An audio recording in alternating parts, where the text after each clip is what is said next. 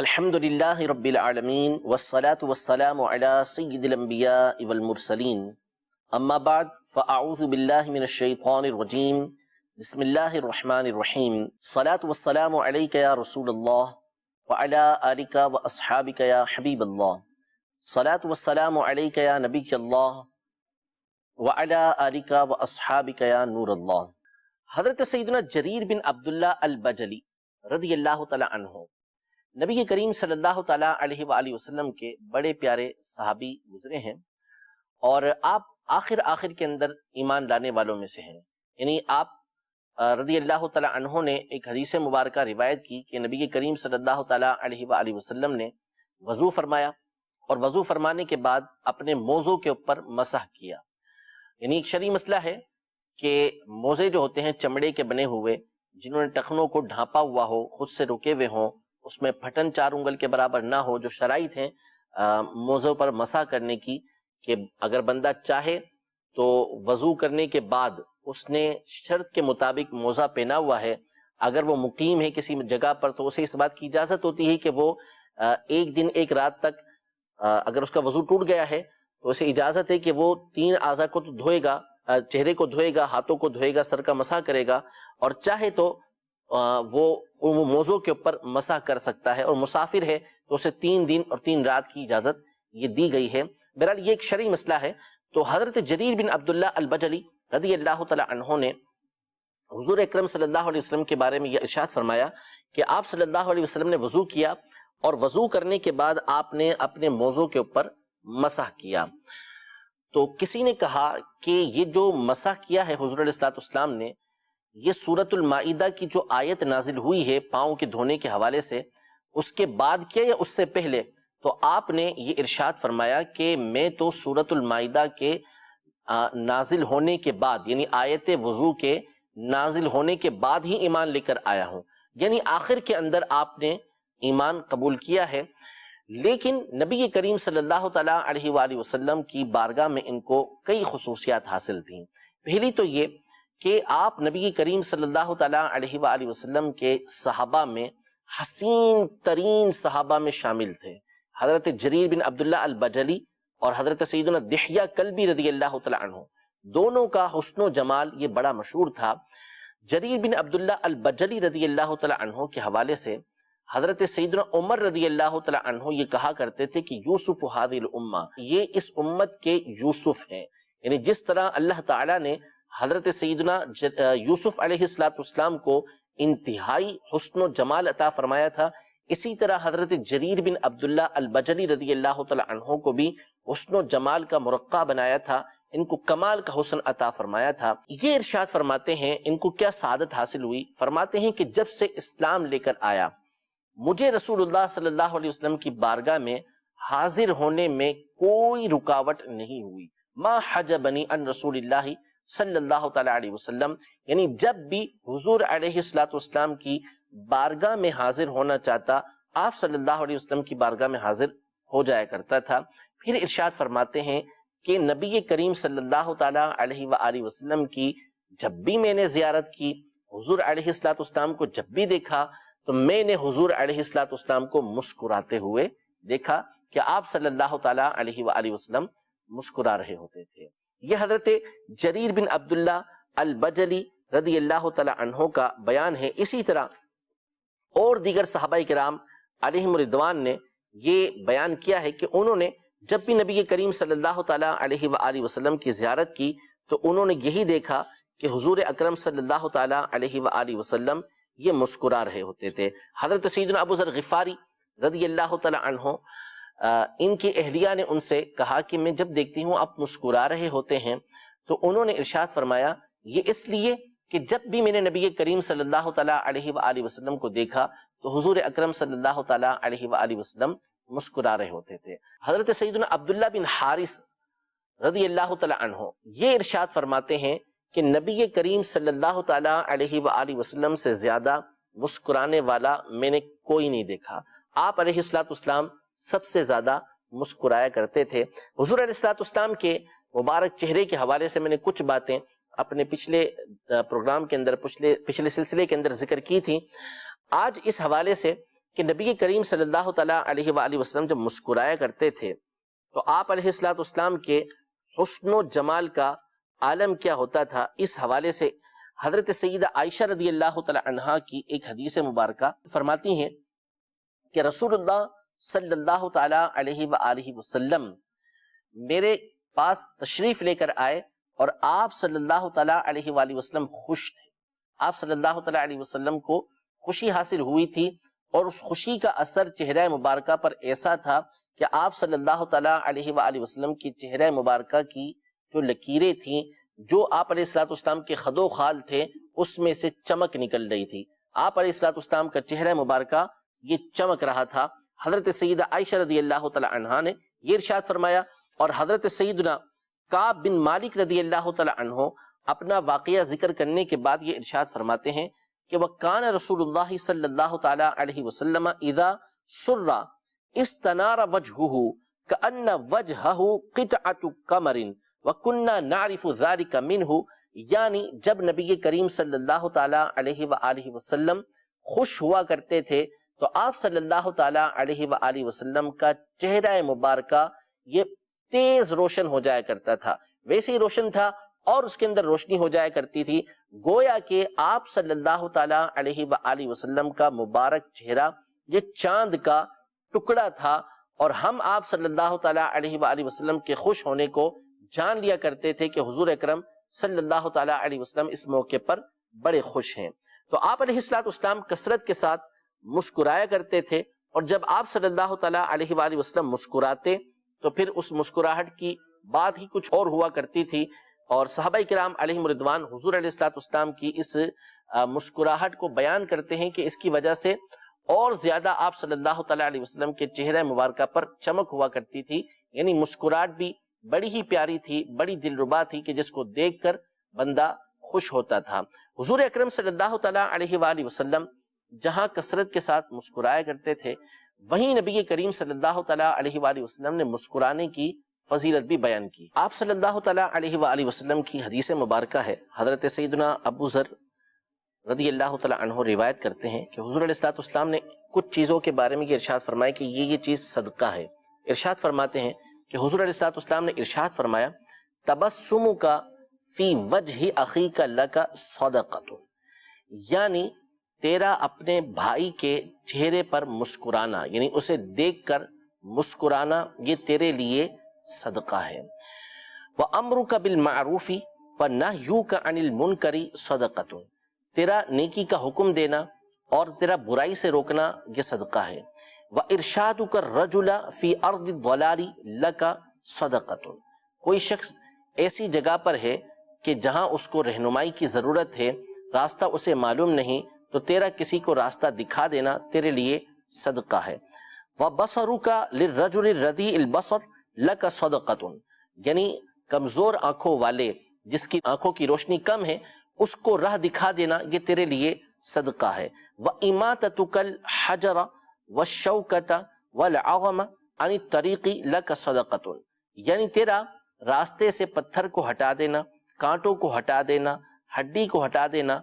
یہ تیرے لیے صدقہ ہے، یعنی تکلیف والی چیز کو دور کر دینا یہ تیرے لیے صدقہ ہے. وَإِفْرَاغُكَ مِن دَلْوِكَ فِي دَلْوِ أَخِيكَ لَكَ صَدَقَةٌ، یعنی کنویں سے پانی بھر رہے ہیں تو اپنے ڈول میں سے کچھ پانی اپنے بھائی کے ڈول میں ڈال دینا یہ بھی تیرے لیے صدقہ ہے. تو یہ مختلف چیزیں نبی کریم صلی اللہ تعالیٰ علیہ وآلہ وسلم نے ارشاد فرمائی کہ یہ صدقہ ہے، اور ان میں سے ایک آسان ترین چیز یہ ارشاد فرمائی کہ اگر تو اپنے بھائی کے چہرے کو دیکھ کر مسکرائے، یعنی اس کے سامنے مسکرائے، تو یہ بھی تیرے لیے صدقہ ہے. یعنی اس نیت سے کہ میرا مسلمان بھائی اس سے خوش ہوگا تو میں مسکراؤں،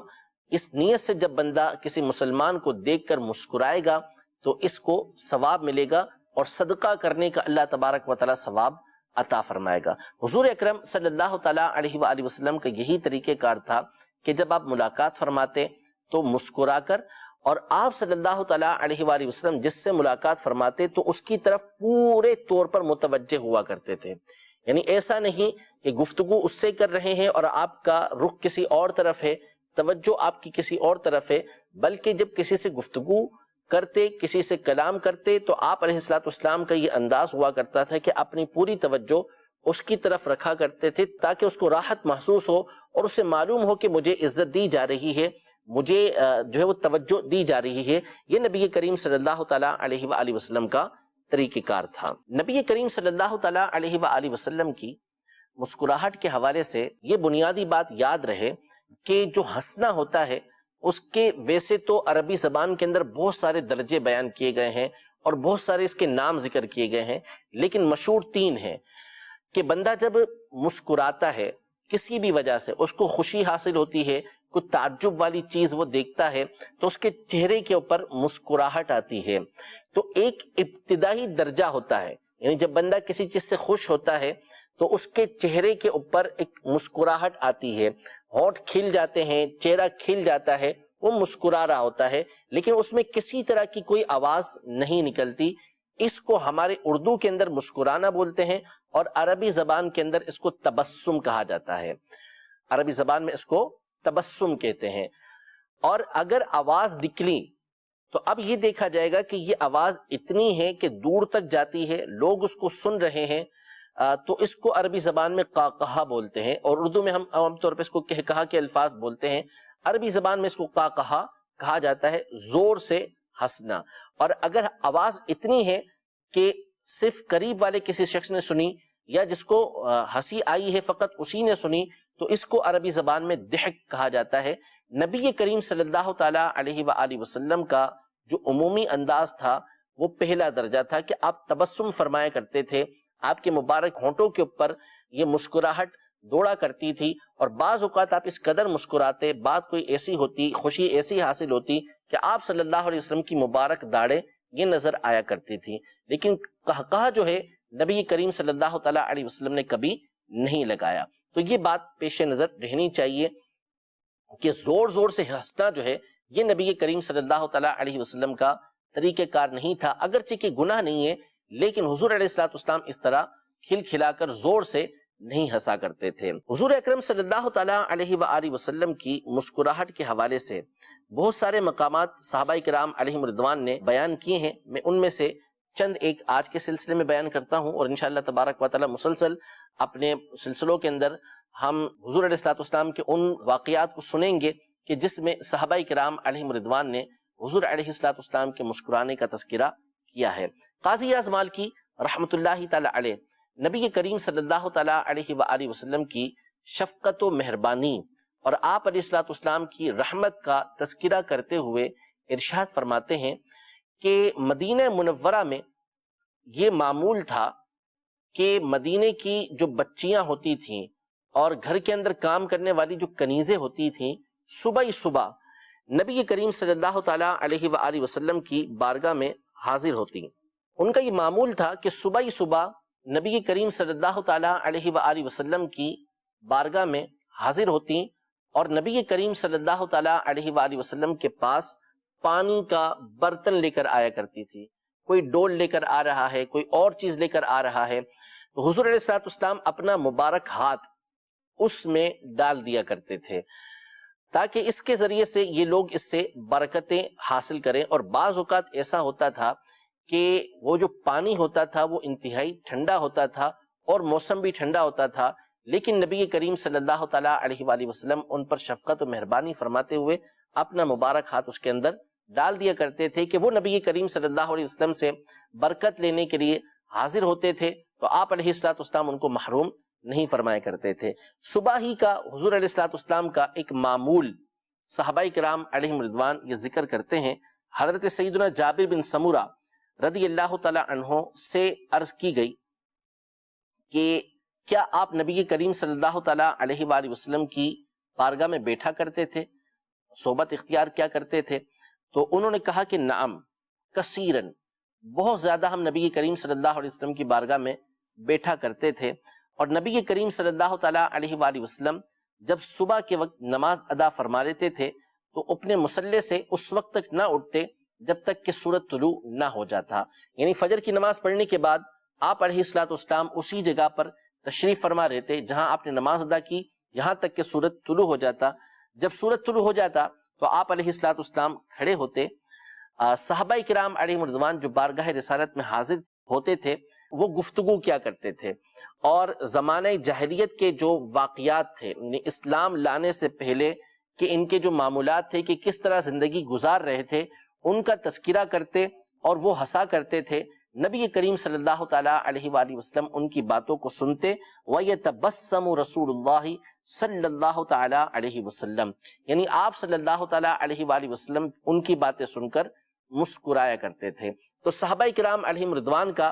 یہ طریقہ کار تھا کہ بارگاہ رسالت میں حاضر ہوتے اور ان کو حضور علیہ السلام کی بارگاہ کے اندر ایک مقام اور مرتبہ حاصل تھا، تو ادب و احترام کے ساتھ یہ گفتگو حضور علیہ السلام کی بارگاہ میں کیا کرتے تھے، اور ان کا ہنسنا مسکرانا یہ بھی ادب اور احترام کے ساتھ ہی ہوا کرتا تھا۔ علماء نے اس بات کی صراحت کی ہے، وضاحت کے ساتھ لکھا ہے کہ آپ صلی اللہ تعالیٰ علیہ وآلہ وسلم مسکرایا کرتے تھے،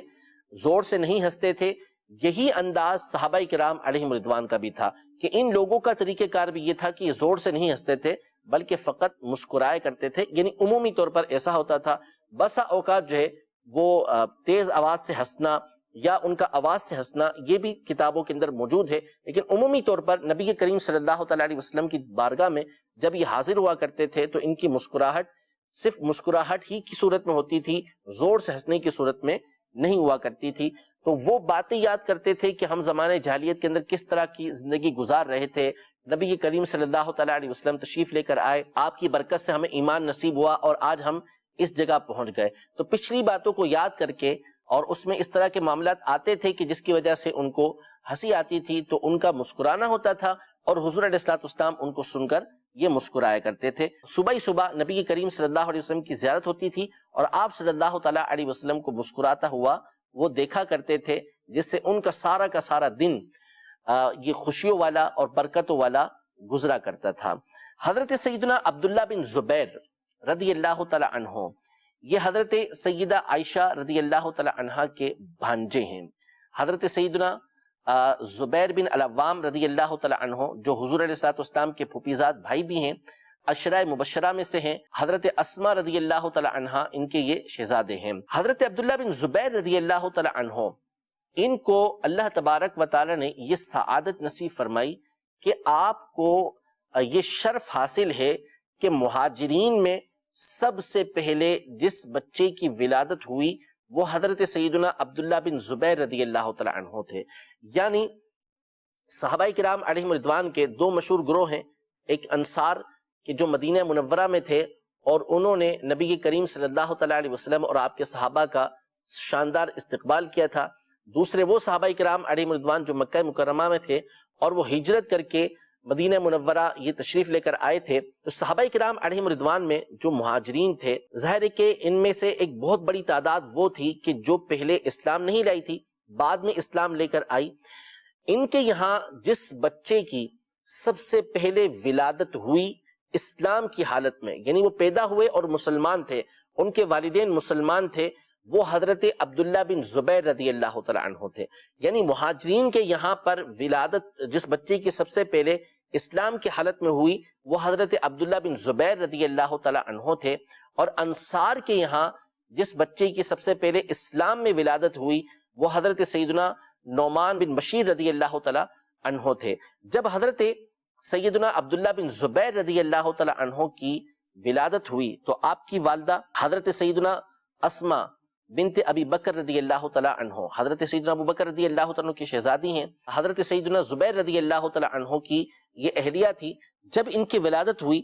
تو یہ حضرت عبداللہ بن زبیر رضی اللہ تعالی عنہ کو نبی کریم صلی اللہ تعالی علیہ وآلہ وسلم کی بارگاہ میں لے کر حاضر ہوئی تاکہ آپ علیہ السلام ان کو تحنیک فرمائیں، یعنی آپ علیہ السلام ان کو گھٹی دیں۔ تو حضور علیہ السلام نے حضرت عبداللہ بن زبیر رضی اللہ تعالی عنہ کو اٹھایا اور اپنی گود میں بٹھایا اور کہا کہ کھجور لے کر آؤ۔ حضرت عائشہ رضی اللہ تعالی عنہ فرماتی ہیں کہ ہم کچھ دیر ٹھہرے اور کھجور تلاش کرتے رہے، پھر نبی کریم صلی اللہ تعالی علیہ وسلم کی بارگاہ میں لے کر آئے۔ حضور علیہ السلام نے اس کو چبایا اور چبانے کے بعد جو ہے ان کے منہ میں یہ گھٹی ڈالی اور اپنا مبارک لعاب جو تھا وہ بھی ان کے منہ کے اندر ڈالا۔ تو حضرت عبداللہ بن زبیر رضی اللہ تعالی عنہ وہ شخصیت ہیں کہ جن کے منہ کے اندر جو سب سے پہلی چیز داخل ہوئی وہ نبی کریم صلی اللہ تعالیٰ علیہ وسلم کا مبارک لعاب تھا۔ آپ علیہ السلام کو مبارک لعاب ان کے پیٹ کے اندر سب سے پہلے داخل ہوا، پھر حضور علیہ السلام نے ان کے اوپر اپنا مبارک ہاتھ پھیرا اور ان کے لیے دعا کی، اور ان کا نام حضور علیہ السلام نے عبداللہ رکھا۔ یہ تھے چھوٹے سے، جب نبی کریم صلی اللہ تعالیٰ علیہ وآلہ وسلم کی بارگاہ میں حاضر ہوئے، جب یہ تقریباً 7 یا 8 سال کے ہوئے تو نبی کریم صلی اللہ تعالیٰ علیہ وآلہ وسلم کی بارگاہ میں اپنے والد حضرت زبیر رضی اللہ تعالیٰ عنہ کے حکم سے حاضر ہوئے۔ نبی کریم صلی اللہ تعالیٰ علیہ وآلہ وسلم نے ان کو جب آتے ہوئے دیکھا تو ان کو دیکھ کر حضور علیہ السلام مسکرا دیے۔ فتبسم رسول اللہ صلی اللہ تعالیٰ علیہ وسلم حین رآہ مقبلا الیہ، جب حضرت عبداللہ بن زبیر رضی اللہ تعالیٰ عنہ جو چھوٹے سے تھے اور حضور علیہ السلام نے ان کو گھٹی دی تھی، اب یہ 7 سے 8 سال کے ہو گئے، حضور علیہ السلام کی بارگاہ میں حاضر ہو رہے ہیں، تو حضور علیہ السلام ان کو دیکھ کر مسکرائے۔ صحابی رضی اللہ تعالیٰ عنہ نے اس بات کو یاد رکھا اور اس بات کو بیان کیا۔ پھر اس کے بعد نبی کریم صلی اللہ تعالیٰ علیہ وسلم نے حضرت عبداللہ بن زبیر رضی اللہ تعالیٰ عنہ کو اپنی بیعت کے اندر یہ داخل فرمایا۔ ایک اور موقع سماعت فرمائے، حضرت سیدنا عثمان غنی رضی اللہ تعالیٰ عنہ کے حوالے سے ایک مشہور روایت ہے جو مسند احمد میں بھی موجود ہے اور دیگر کتابوں کے اندر موجود ہے۔ حضرت حمران بن ابان رحمۃ اللہ تعالیٰ علیہ روایت کرتے ہیں، کہتے ہیں کہ ہم حضرت عثمان غنی رضی اللہ تعالیٰ عنہ کی بارگاہ میں حاضر تھے، تو آپ نے پانی کا برتن منگوایا اور وضو کیا۔ جب آپ اپنے وضو سے فارغ ہوئے، مکمل وضو کر لیا، فتبسم، تو آپ مسکرائے۔ پھر اس کے بعد خود ارشاد فرمایا کہ حل تدرون مما ضحکت، تم جانتے ہو کہ میں کس وجہ سے مسکرایا؟ پھر خود ہی بیان کیا کہ تودع رسول اللہ صلی اللہ علیہ وسلم کما توضأت، یعنی جس طرح میں نے وضو کیا اسی طرح نبی کریم صلی اللہ تعالیٰ علیہ وآلہ وسلم نے وضو فرمایا تھا۔ ثم تبسم، پھر نبی کریم صلی اللہ تعالیٰ علیہ وآلہ وسلم مسکرائے۔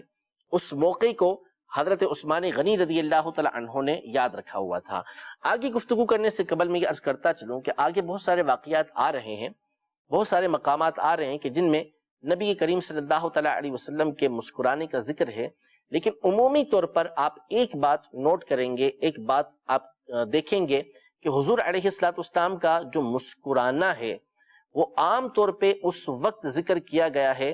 جب حضور علیہ السلام کی امت کو کوئی فضیلت حاصل ہوتی، حضور علیہ السلام کی امت کو کوئی خوشخبری حاصل ہوتی، تو آپ صلی اللہ تعالیٰ علیہ وآلہ وسلم اس کی وجہ سے بہت زیادہ مسکرایا کرتے تھے۔ اب اس حدیث مبارکہ پر غور کریں کہ حضور علیہ السلام مسکرائے،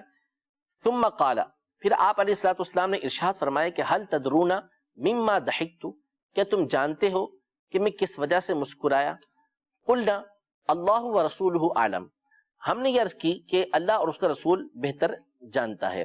حضرت نبی کریم صلی اللہ تعالیٰ علیہ وسلم نے ارشاد فرمایا کہ ان العبد اذا توضأ فاتم وضوءہ ثم دخل فی صلاته فاتم صلاته، کہ بندہ جب وضو کرتا ہے اور پورا وضو کرتا ہے، اچھی طریقے سے وضو کرتا ہے، پھر وہ نماز پڑھنا شروع کرتا ہے اور اچھی طریقے سے نماز پڑھتا ہے، خرج من صلاته کما خرج من بطن امہ من الذنوب، یعنی وہ اپنی نماز سے جب فارغ ہوتا ہے تو گناہوں سے ایسا ہی پاک ہو چکا ہوتا ہے جیسا کہ اپنی ماں کے پیٹ سے پیدا ہوا ہے۔ یہاں پر ایک تو فضیلت بیان کی کہ اچھی طریقے سے وضو کرنا، اچھی طریقے سے نماز پڑھنا، اللہ تبارک و تعالیٰ اس پر بندے کو یہ انعام عطا فرماتا ہے کہ اس کے تمام گناہوں کو، یعنی صغیرہ گناہوں کو معاف فرما دیتا ہے۔ اور پھر اس کے بعد نبی کریم صلی اللہ تعالیٰ علیہ وآلہ وسلم کی مسکراہٹ کا تذکرہ ہے کہ آپ علیہ السلام مسکرائے، اس لیے کہ آپ صلی اللہ تعالیٰ علیہ وآلہ وسلم کی امت کو یہ برکت اور یہ فضیلت حاصل ہوئی کہ جب اچھی طریقے سے وضو کریں، اچھی طریقے سے نماز پڑھیں تو اللہ تبارک و تعالیٰ ان کے گناہوں کو معاف فرما دیتا ہے۔ حضرت سیدنا انس بن مالک رضی اللہ تعالیٰ عنہ یہ روایت کرتے ہیں کہ تبسم رسول اللہ صلی اللہ تعالیٰ علیہ وسلم، ایک مرتبہ نبی کریم صلی اللہ تعالیٰ علیہ وآلہ وسلم مسکرائے۔ عرض کی گئی کہ ایسا کیوں ہوا، کیوں آپ صلی اللہ تعالیٰ علیہ وآلہ وسلم مسکرائے ہیں؟ تو آپ علیہ السلام نے ارشاد فرمایا کہ مومن کے معاملے پر تعجب کرتے ہوئے، کہ اللہ تعالیٰ نے اس کے لیے جو فیصلہ فرمایا وہ اس کے لیے خیر ہی خیر فرمایا۔ پھر اس کی ڈیٹیل یہ ارشاد فرمائی کہ مومن کو اگر کوئی بھلائی پہنچتی ہے، کوئی خیر پہنچتی ہے،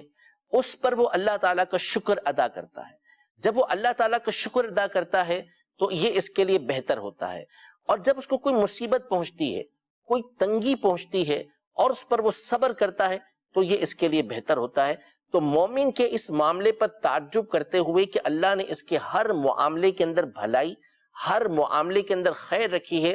اس پر تعجب کرتے ہوئے نبی کریم صلی اللہ تعالیٰ علیہ وآلہ وسلم مسکرائے۔ یعنی مومنوں کو برکت حاصل ہوئی، مومنوں کو خیر حاصل ہوئی، مومنوں کو فضیلت حاصل ہوئی، نبی کریم صلی اللہ تعالیٰ علیہ وآلہ وسلم کو اس سے خوشی ہوئی، اور آپ صلی اللہ تعالیٰ علیہ وسلم کے مبارک چہرے پر مسکراہٹ آئی۔ اس طرح کے اور بہت سارے واقعات یہ احادیث طیبہ کی کتب کے اندر موجود ہیں۔ انشاءاللہ تبارک و تعالیٰ اپنے اگلے سلسلوں کے اندر ان واقعات کو بھی ذکر کریں گے، اس کے ضمن کے اندر جو باتیں علماء نے ذکر کی ہیں اسے بھی ذکر کرنے کی سعادت حاصل کریں گے۔ اللہ تبارک و تعالیٰ نبی رحمت شفیع امت صلی اللہ تعالیٰ علیہ وآلہ وسلم کے مبارک چہرے کی برکتیں، آپ کی مبارک مسکراہٹ کی برکتیں ہم سب کو نصیب فرمائے۔ آمین بجاہ النبی الامین صلی اللہ تعالیٰ علیہ وآلہ وسلم۔